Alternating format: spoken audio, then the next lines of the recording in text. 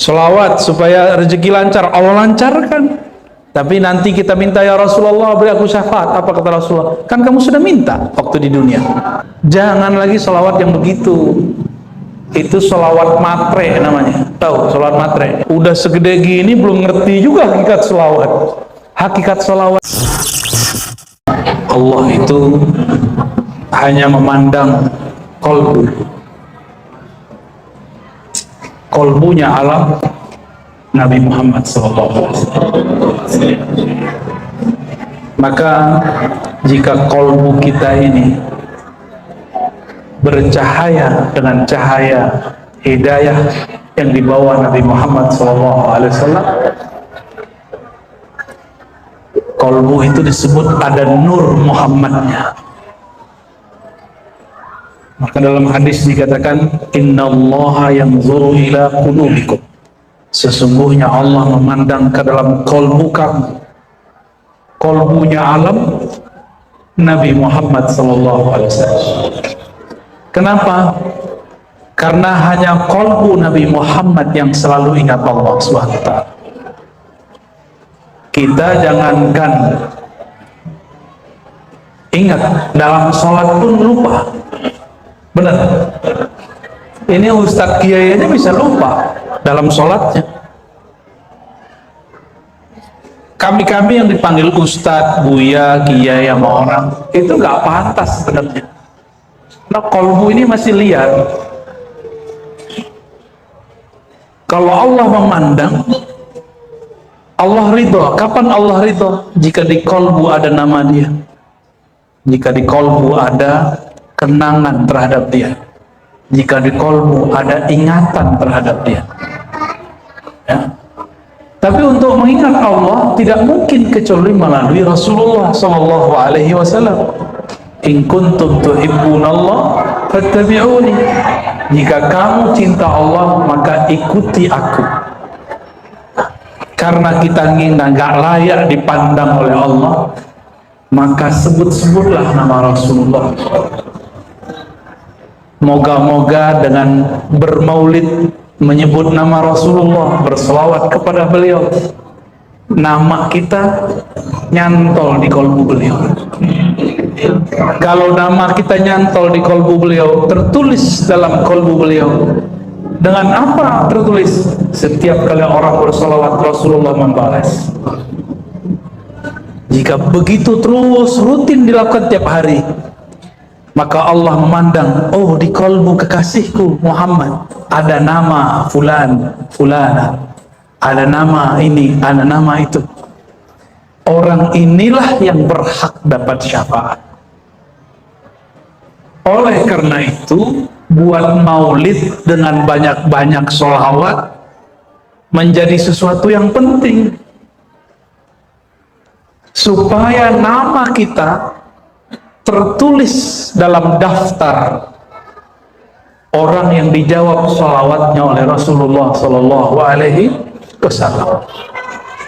Itu rahasia maulid sebenarnya, ya. Karena orang kalau nggak dibuat event maulid, itu jarang sekali sholawat. Kalau nggak pernah belajar zikir, dapat ijazah dari guru, nggak mau sholawat banyak-banyak. Sholawatnya pelit, ya. Cuma Jumat sekali seminggu, sekali sejumat. Giliran cari duit, berangkat pagi, pulang sore. Bahkan persoalan duitnya di bawah sholat. Giliran cinta Rasulullah nggak dibawa mencari duit. Giliran cinta Rasulullah tidak dibawa bekerja.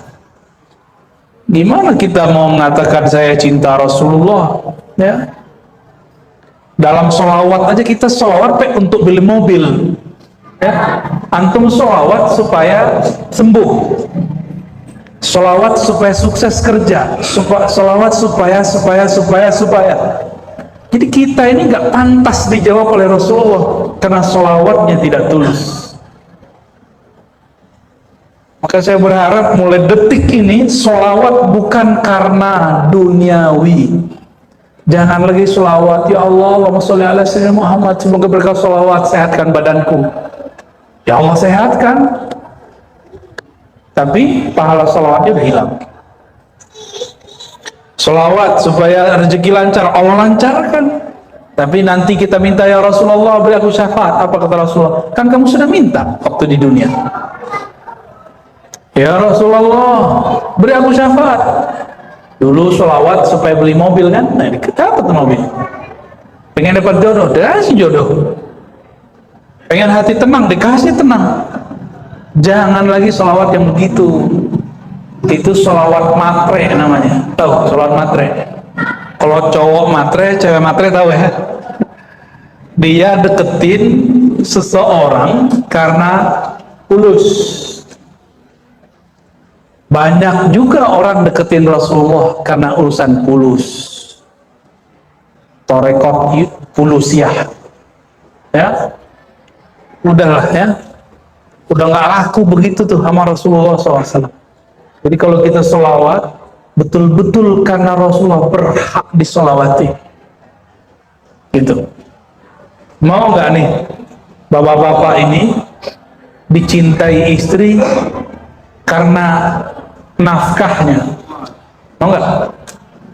Dicintai pasangan karena dibeliin rumah, dibeliin mobil, dibeliin motor? Mau nggak? Jaratun nukut itu untuk orang awam, untuk para pecinta nggak usah lagi.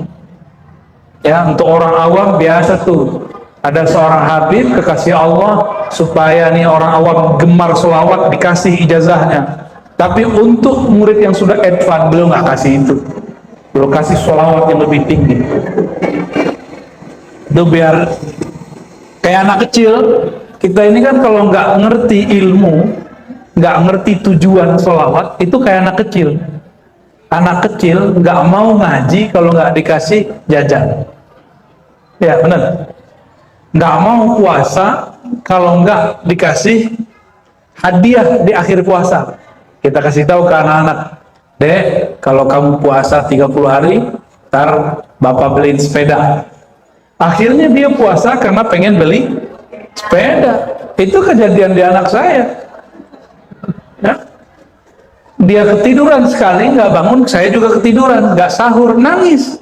Takut nggak dibeliin sepeda, bukan karena puasanya. Kok bisa terjadi begitu? Karena anak kecil nggak tahu hakikat puasa dia. Sama, udah segede gini belum ngerti juga hakikat sholawat. Hakikat sholawat itu cinta kepada Allah dan Rasulnya. Ya, kalau cinta bersyarat nggak? Hah? Mau nggak ibu-ibu dicintai oleh bapak-bapak ini karena warisan banyak, mau nggak? Kontrakan pintunya banyak, mau nggak? Dicintai karena mirip si dia, mau nggak? Nggak mau kan? Ya kira-kira begitulah. Rasulullah nggak rela, tapi karena orang minta dengan nama Allah, dia kasih juga. Rasulullah itu habis dipakein jubah sama orang, lagi seneng tuh, tiba-tiba ada orang datang. Dia punya firasat, umurnya pendek. Biar kamu selamat dari mungkar nakir, kamu harus punya bau-bau Rasulullah. Firasat dia. Maka dia maju ke depan, dia katakan, wahai Rasulullah, dengan nama Allah, tolong berikan baju. Baju baru dipakai. Itu yang ngasih gedek nggak tuh? Yang ngasih depan dia.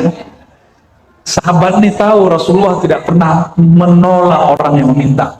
Ibu bapak kalau minta baju saya nggak kasih, kan saya bukan Rasulullah. Ada yang minta gamis saya dulu, tahu modus. Gamis kita kasih, tahu minta lagi, ujung-ujung pulus. Kalau mahabbah bener, minta aja. Maka semenjak saat itu, saya ngasih karena memang saya pengen ngasih. Kadang saya bawa rida, kasih pertanyaan, dia bisa jawab, saya kasih. Ya, nggak mau ketipu lagi kita. Ya, kita kan bukan Rasul, ini nggak masalah. Kalau saya Rasul baru ada orang minta kasih semua. Tiba-tiba Rasulullah mengatakan, baik, diam. Ditenangin sahabat Rasulullah yang pengen marah kepada orang yang minta. Termasuk yang ngasih tadi. Kan setelah dia ngasih, bukan hak dia lagi. Ya, bukan hak dia lagi. Maka Nabi bilang, ya sudah, tunggu aku sebentar. Itu Nabi diam sejenak. Sebenarnya beliau sedang mendoakan jubahnya. Maka beliau ingin menghargai orang yang ngasih, beliau pakai sebentar. Biar sampai hajat orang yang memberi. Lengketlah bau keringat beliau di baju, di jubah, baru dikasih. Tiba-tiba orang itu disidang. Setelah Nabi pulang itu orang disidang. Kamu ini kurang ajar ya. Rasulullah baru seneng pakai jubah, kok udah berani minta? Apa kata dia? Matanya berlinang-linang. Aku meminta karena aku merasa umurku tidak panjang. Dan aku ingin dikafani dengan baju yang dipakai oleh Rasulullah SAW. Itu cara orang cinta itu begitu aneh-aneh. Kalau saya nggak kuat ya. Dan Rasulullah ikutin mainnya orang itu. Karena Rasulullah sumber semua cinta, maka beliau bisa menerima cinta orang begitu. Kalau saya nggak kuat sih, ya nggak kuat kita. Rasulullah masuk ke Batha, itu tangannya diperebutkan. Kalau saya nggak kuat, lelah saya langsung capek langsung.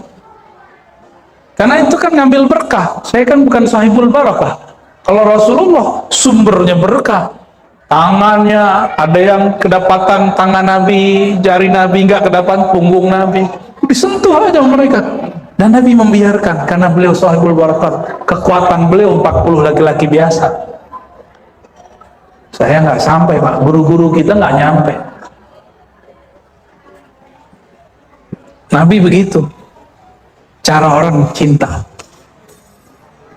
Nabi SAW lagi ngajar begini, tiba-tiba batuknya berdahak. Corona belum ada. Nabi meludah, itu ludahnya diambil. Sahabat kemudian usapkan di mukanya. Hadis Sahih Bukhari, hadis Sahih.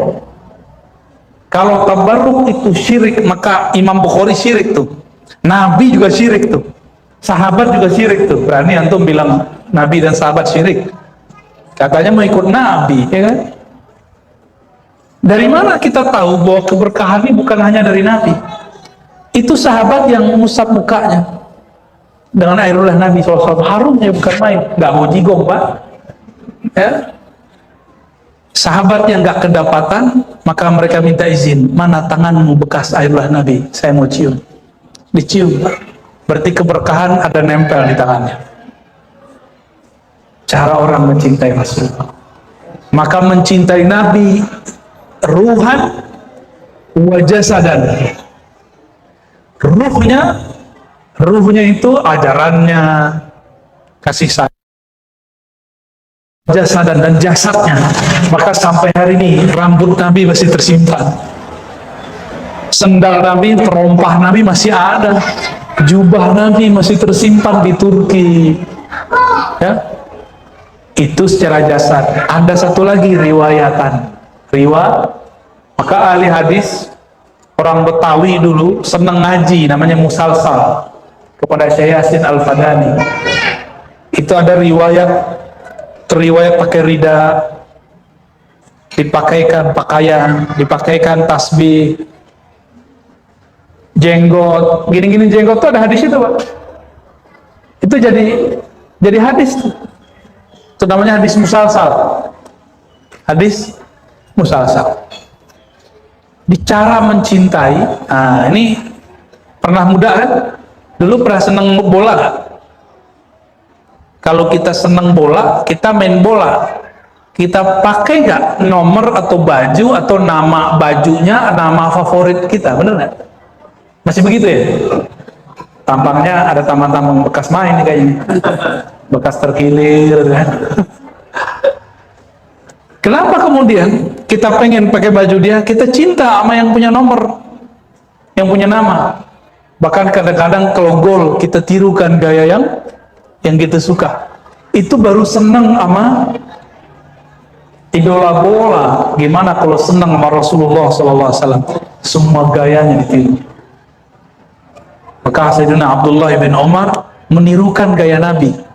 Jadi orang kalau di Madinah ingin cek hadis Nabi seperti apa, cukup intip Abdullah bin Umar 1 hari. Karena Abdullah bin Umar tidak pernah bergerak berjalan kecuali mengikuti Rasulullah SAW. Kakinya, dia jalan di suatu tempat, tiba-tiba dia merunduk. Ditanya oleh para sahabat yang lain, kenapa engkau merunduk? Kan gak ada pohon, gak ada batu. Kata beliau, dulu Rasulullah pernah merunduk di sini. Aku cinta kepada beliau, mengenang itu. Itu cara-cara orang jatuh cinta, ya. Uwais Al-Qarni ketemu Rasulullah nggak? Nggak ya, secara fisik. Rohaninya ketemu. Uwais Al-Qarni hendak bertemu Rasulullah di musim haji. Musim haji nih. Mau ketemu Rasulullah Sallallahu Alaihi Wasallam. Tiba-tiba ibunya ngomong, wahai Uwais, kalau engkau berangkat haji, siapa yang merawatku? Marhaban Habib, tafadhal.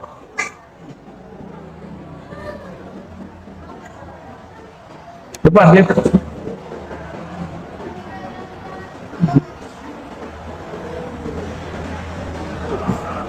Depan, Habib.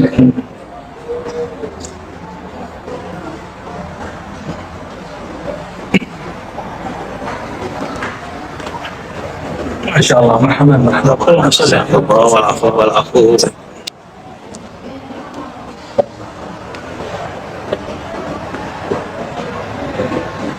Aman. Baik.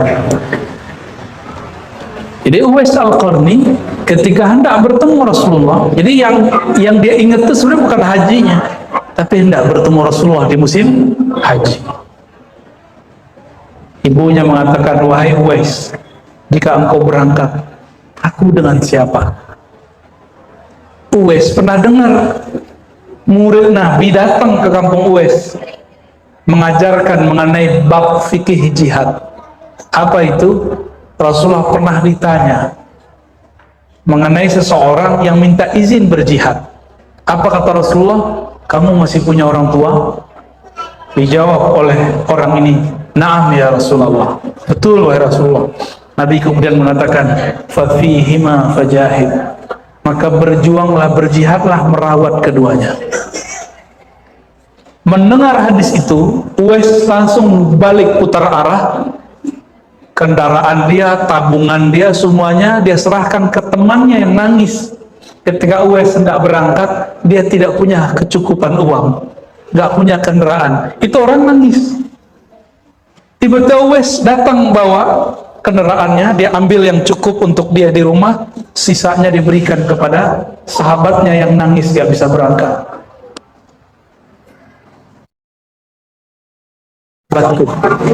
Engkau ingin haji kan?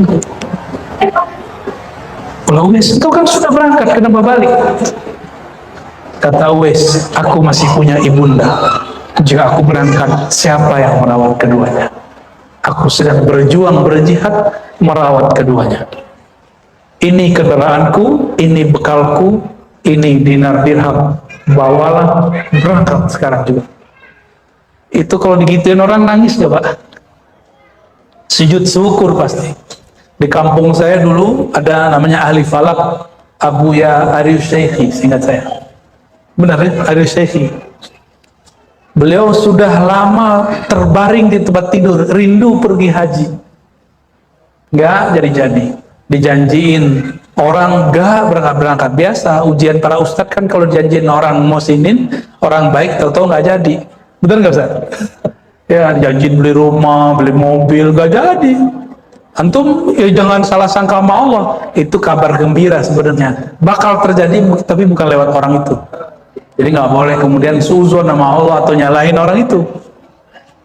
Ya, yang ngajar nih, yang ngajar agama nih, tidak boleh menggantungkan kolbu di hati murid. Nggak boleh sama sekali. Akhirnya ganti Menteri Agama. Dia dengar mana ulama yang paling banyak perannya.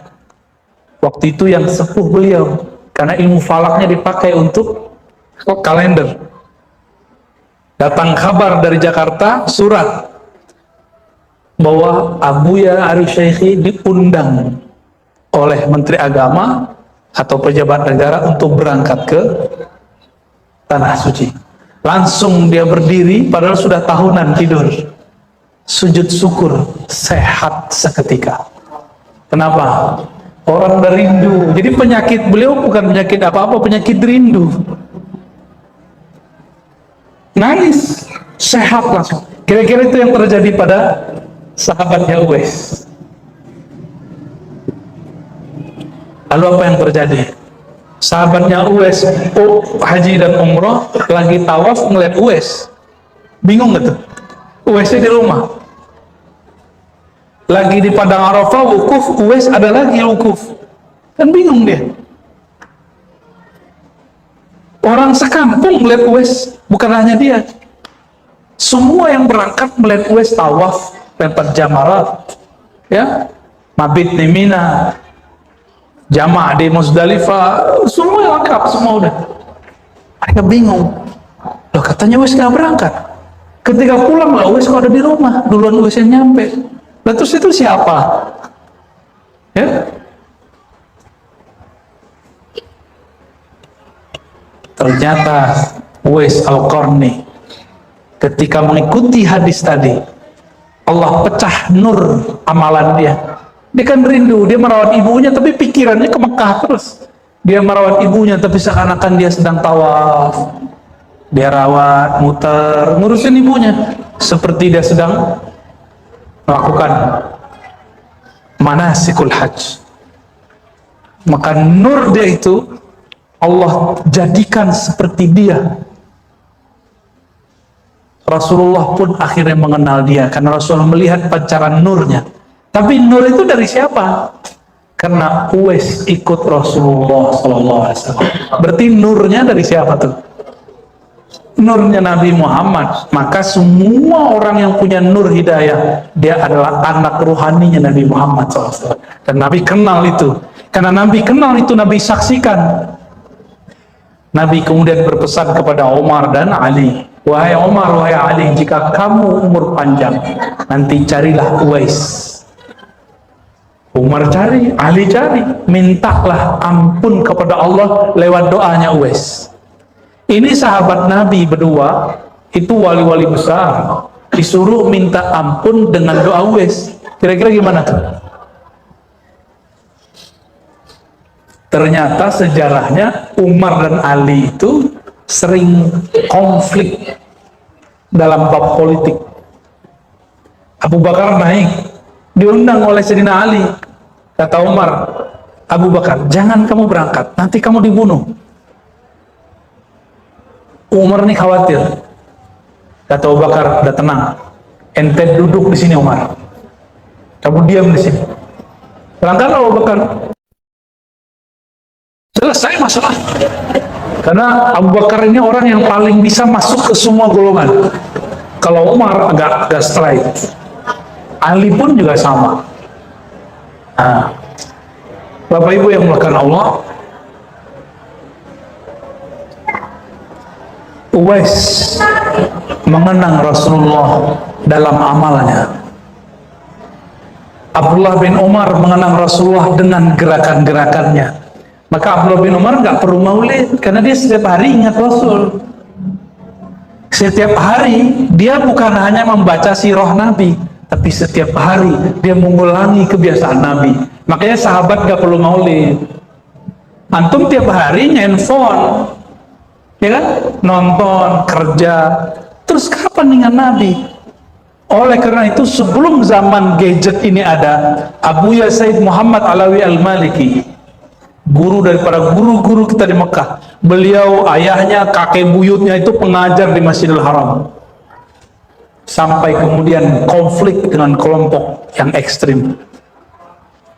Beliau mengatakan di zaman sekarang belum ada gadget Pak seperti sekarang, masih telepon biasa, mungkin teleponnya telepon butut kali dulu. Apa kata beliau? Di zaman ini sudah wajib buat maulid, gitu ya. Jadi nggak usah khawatir lagi para asatid, para kiai, kita sangat mendukung antum buat maulid. Tapi jangan berlebihan. Kalau nggak punya dana, jangan berlebihan. Nah, kadarnya aja. Nggak bisa ngundang dari luar ya. Dari ini kan banyak ustadz ya. Yang penting kan ada hadrahnya, ada salawatnya, ada kisah cinta Rasulullah SAW. Itu ya. 1.000 dinar. Saya nggak tahu tuh hitungannya berapa tuh. Saya tanya-tanya lah ke orang Palembang kalau buat maulid, orang Betawi buat maulid, orang Martapura buat maulid, ya nggak jauh-jauh beda lah. Ya. Tapi dengan maulid itu keberkahan nyebar. Orang usaha ternak hidup, orang mat'am, ya, tempat buat makanan hidup, jual rempah hidup, Gojek hidup kan nganterin, ya, semuanya hidup. Apalagi bawa wanita tambah hidup karena makan mulu. Hidup. Jadi kalau di negeri-negeri maulid kayak Palembang kan saya boleh sebut lah tuh negeri maulid, Pak. Kalau udah nggak ada maulid, berarti ekonomi umat hancur. Ya, ngeceknya gitu aja tuh. Karena nggak muter duitnya. Kalau ada maulid, terus orang jualan banyak ada, Pak. Ya. Ada aja ya. Kalau kita nggak perlu ya, kita yang penting syiarnya yang penting. Ya, syiarnya yang paling penting. Maka anak-anak ya kita kasih kesempatan yang muda-muda. Jadi yang muda-muda gak usah bentur-benturkan dengan orang yang ngomong maulid bid'ah, masa Rasulullah nggak ada maulid. Ya wajar, Rasulullah itu lagi ada di depan mereka, untuk apa maulid? Tapi Rasulullah kan memaulidkan dirinya dengan puasa. Substansinya kan sama. Rasulullah bermaulid untuk dirinya dengan puasa, karena beliau sibuk ngurusin umat. Beliau tiap hari sedekah. Ya, Abu Bakar itu kalau ingat Nabi pingsan, Pak. Gimana? Antum ingat Nabi? Meleleh pun tidak, bergetar pun jarang. Gimana mau cinta sama Rasul? Maka kisah Rasul wajib diceritakan ulang supaya kerinduan itu muncul. Abu Bakar tuh gak berani natap Rasulullah, gak berani dia natap Rasulullah. Yang berani natap Rasulullah kan namanya Ummu Ma'bad ya. Ma'bad itu lagi musim hijrah, Nabi terakhir hijrah. Ingat saya namanya Ummu Ma'bad.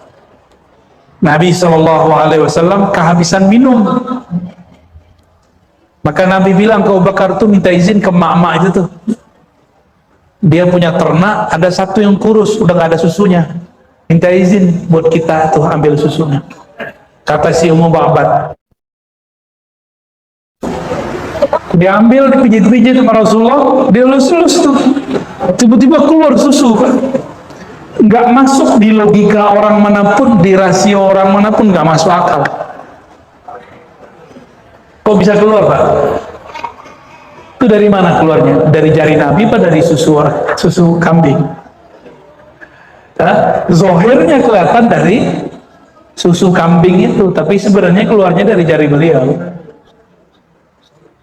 Sallallahu alaihi wasallam. Karena Nabi itu 4 jarinya itu jalur-jalur surga semua. Kan tangan Nabi ini chip masuk surga.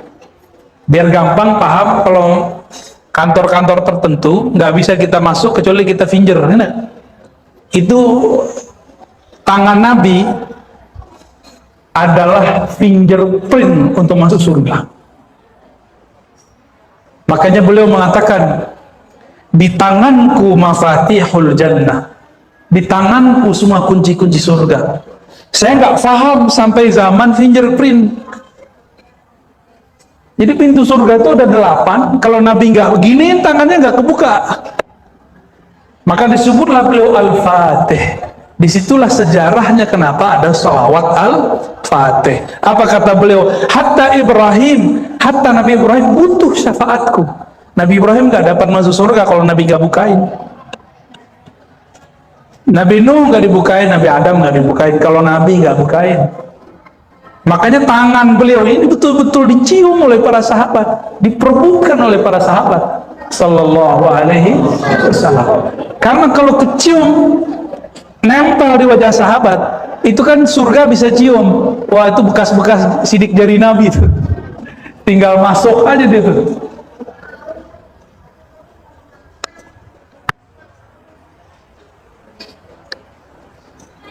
Jadi di zaman sekarang dengan kecanggihan sekarang kita bisa jelaskan rahasia-rahasia kalam-kalam Nabi yang dulu sulit dipecahkan.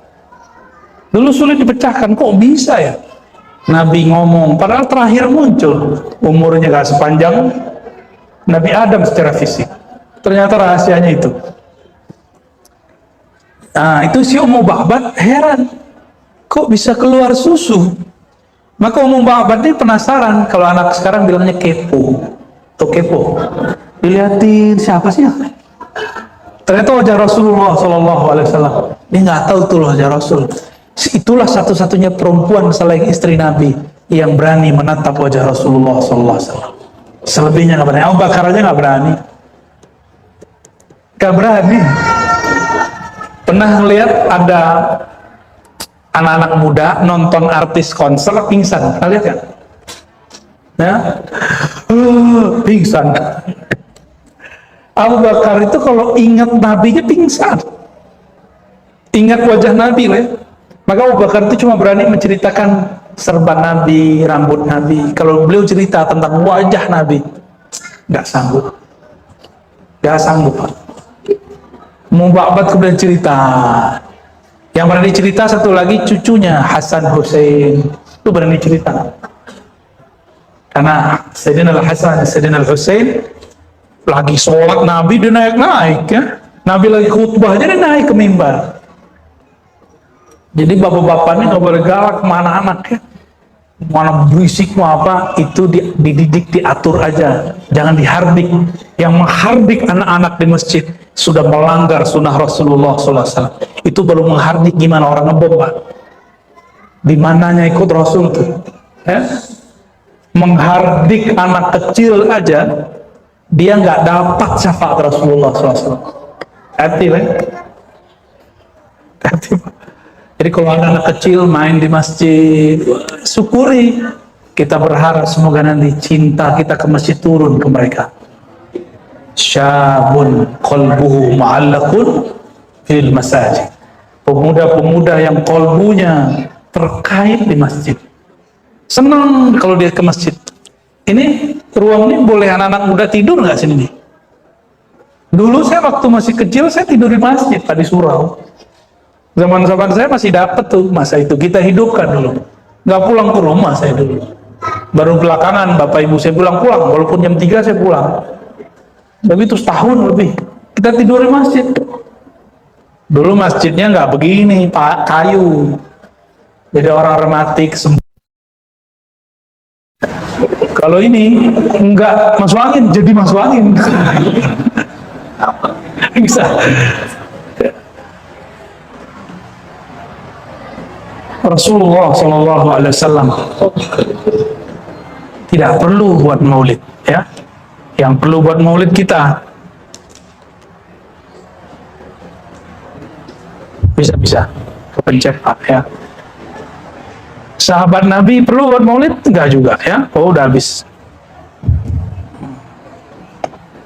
Ini alamat nyuruh berhenti. Dikit lagi yang tiga. Kenapa Sultan Al-Muzaffar membuat tradisi maulid? Jadi yang buat tradisi maulid bukan orang Syiah.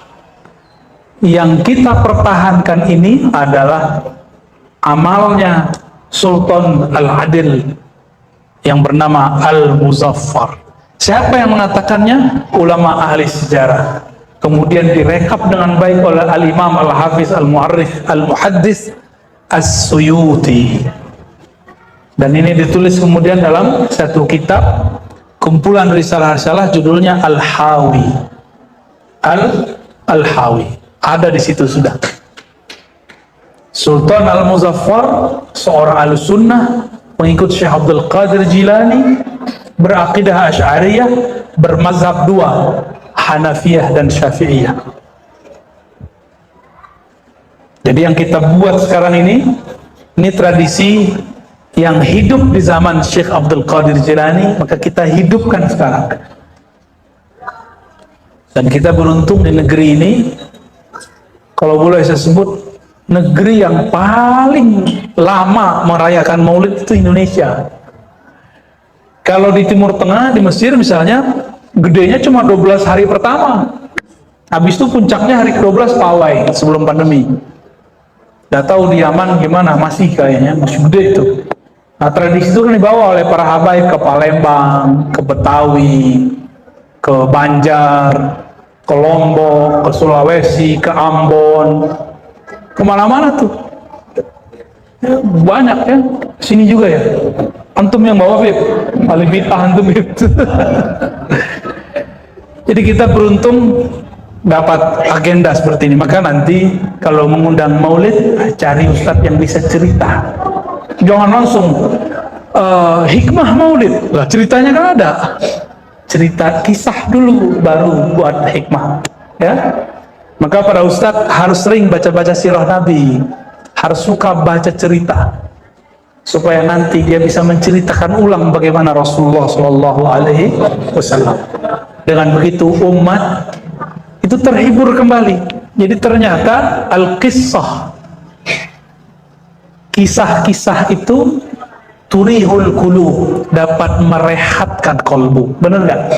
Ini kan capek nih hari ini nih, besok mau kerja. Tapi kenapa kita bisa tahan?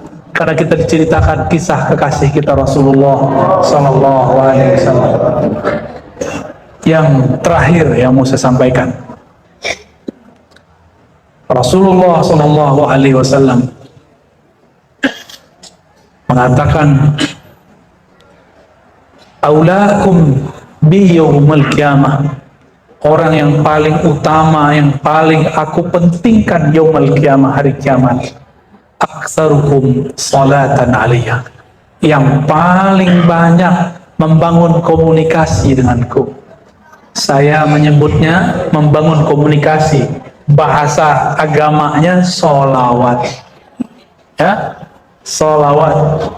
Jadi orang yang sering nyapa Nabi waktu hidupnya, maka Rasulullah SAW akan mementingkan, mengutamakan dia.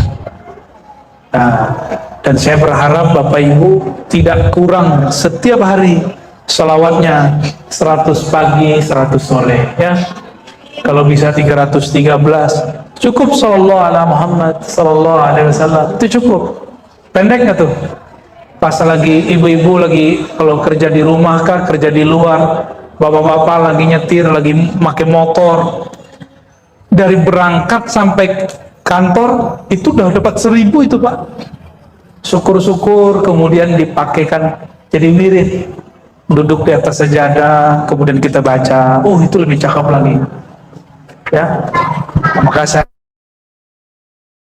semua yang hadir mulai malam ini jangan tinggalkan selawat minimal 100 pagi, 100 sore, atau setiap hari, setiap malam 313. Mau ngamalin? Maka ajaztukum, saya ijazahkan semua yang hadir untuk bersolawat sallallahu ala Muhammad sallallahu alaihi wasallam 313 atau 100 pagi, 100 sore. Semoga nama kita ada di kolbu Rasulullah SAW, sehingga nanti kita berhak dapat syafaatnya. Amin ya Rabbal Alamin. Kira-kira demikian Bapak Ibu, udah setengah 11 ya. Mohon maaf jika terlambat. Terima kasih panitia yang sudah menyebut. Semoga diberkahi Allah. Kita terakhir doakan untuk guru kita yang sedang sakit. Siapa namanya? Kiai Mustafa. Kiai Mustafa Fadli. Semoga beliau diberikan ketabahan, diberikan kebaikan. Al-haziniyah wa likulli niyatin salihah.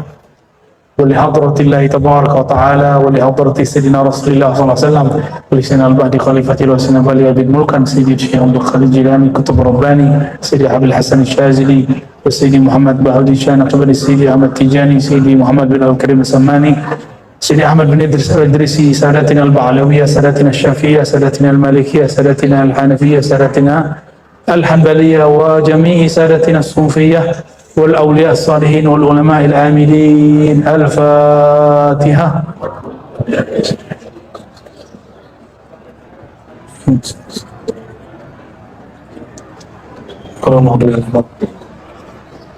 وأخص الخصوص إلى كياي مصطفى فضلي ولشفائي ولخيري.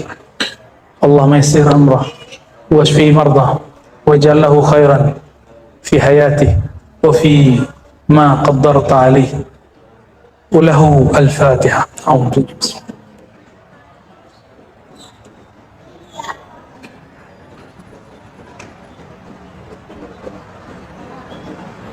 Jamil ummah al-Islamiyah, untuk semua orang beriman, terutama jamaah yang hadir. Mari kita saling berkirim Al-Fatihah, mahar rohani pada cinta dan kasih. Lana jami'an Al-Fatihah. Alhamdulillah. Bismillahirrahmanirrahim. Ya Nabi ya Muslim wa sallallahu ala sayyidina Muhammad wa ala alihi wa ashabihi wa li baitihi wa zurriyyatihi.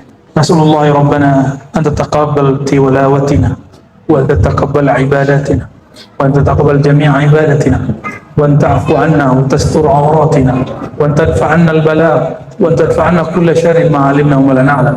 اللهم نسألك الخير كله ونسألك الخير كله يا عليما بذات الصدور يا جامعا للخير يا جامع الخير يا دافع للبلاء. نسألك الخير كله من علمنا ولا نعلم إنك أنت علام الغيوب ونعوذ بك من كل شر مما علمنا وما لا نعلم إنك أنت علام الغيوب. اللهم ربنا آتنا في الدنيا حسنة وفي الآخرة حسنة وقنا عذاب النار بحق سيدنا محمد فاشفعنا في دارين وارزقنا رؤيته في الدارين. وصلى الله على سيدنا محمد والحمد لله رب العالمين. السلام عليكم ورحمة الله وبركاته.